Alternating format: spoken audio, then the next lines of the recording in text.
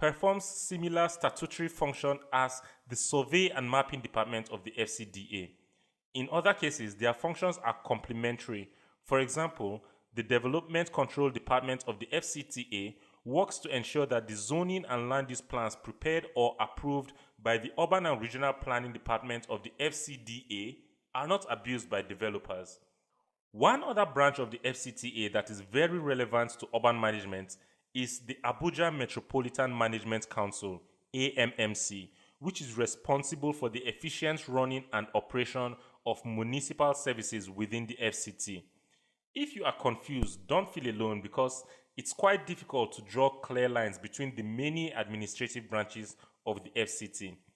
Remember still that some of these secretariats, departments, and agencies have scope of services that cover the entire Federal Capital Territory, while some are limited to the Federal Capital City.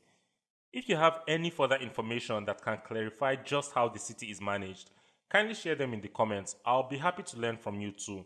Meanwhile, here's an organogram that tries to capture the entire FCT administrative structure.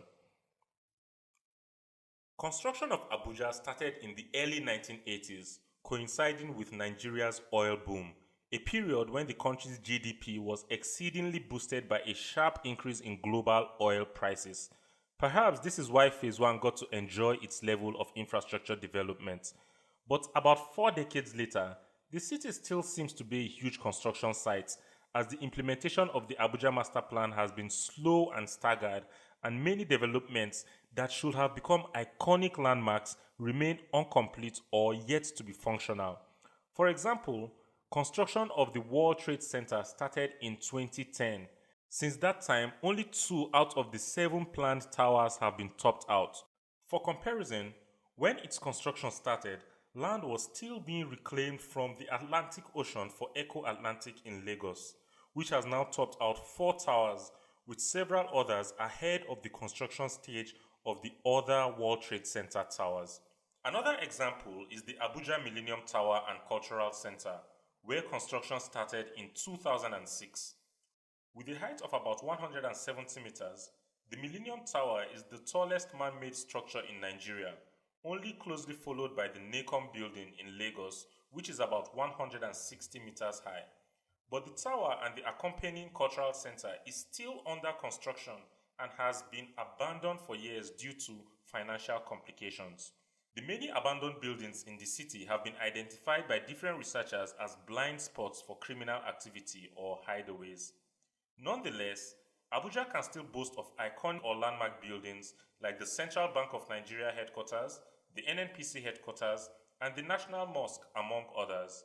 The city also consists of fine low-density neighborhoods with a booming real estate sector on one hand and high-density slums and squatter settlements within and around the city on the other. Being a much newer city, Abuja does not have the historic or cultural value of cities like Lagos, Kano, or Ibadan, but it thrives due to the perceived availability of political wealth, the relative safety compared to other states in the northern region of the country, and the availability of arguably the best level of infrastructure, planning, and urban management by Nigerian standards. While some of the problems of Lagos, which Abuja was made to be free from, are beginning to stick their heads out from the pit, the city still holds a lot of potential as far as physical development is concerned, and it is only beginning to scratch the surface in building and exploring its socio-economic capital. In other videos, we are going to explore some of the features of Abuja and talk about different issues and prospects for the city. In the meantime, I hope that this video has provided sufficient background information about the city profile of Abuja.